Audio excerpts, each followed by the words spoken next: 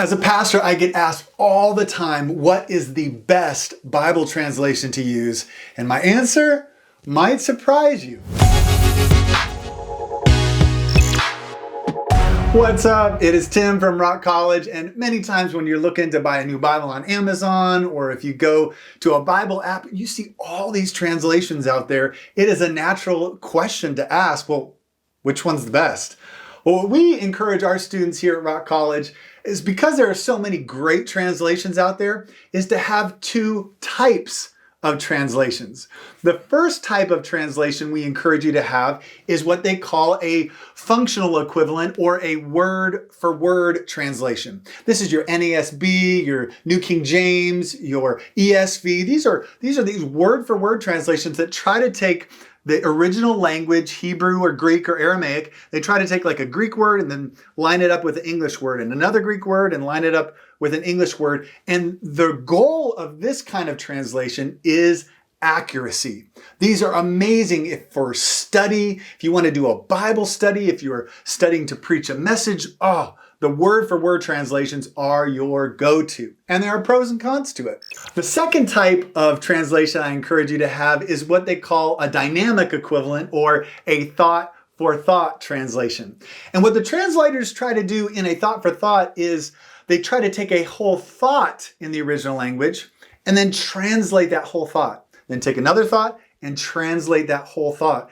And this is great because the goal of the thought-for-thought translation is understanding. So this is great for devotional reading, where you're not necessarily wanting to dig into Bible study. You're just wanting to read the Bible for a devotion time with God and really understand it as you do it. Okay, now there are pros and cons to each. Like I said, I love word for Bible study because you're going to get the most accurate to the original text.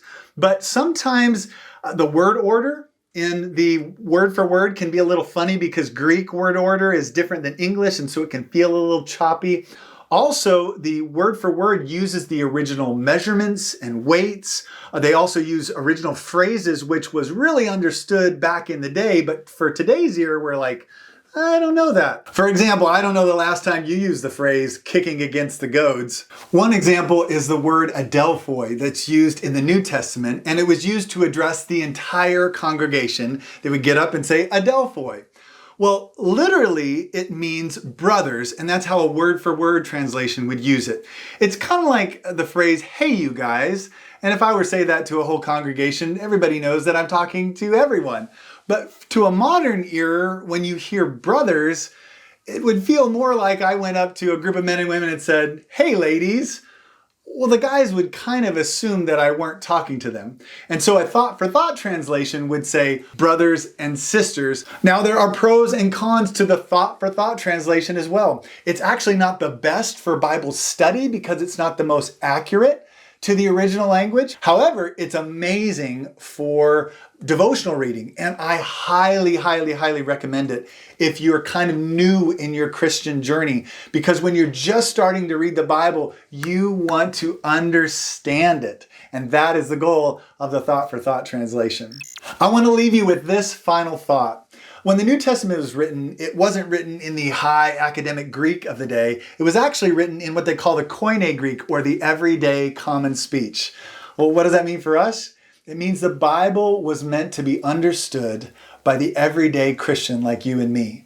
And that's why translations need to be constantly updated to mirror the everyday common speech. So no matter what word for word or thought for thought translation you choose, make sure it's one you understand. Well, I'd love to hear from you. What is your favorite go-to translation? Please put that in the comments below, or if you have any questions about translations, I'd love to answer them if I can. But until next time, I'll see you later.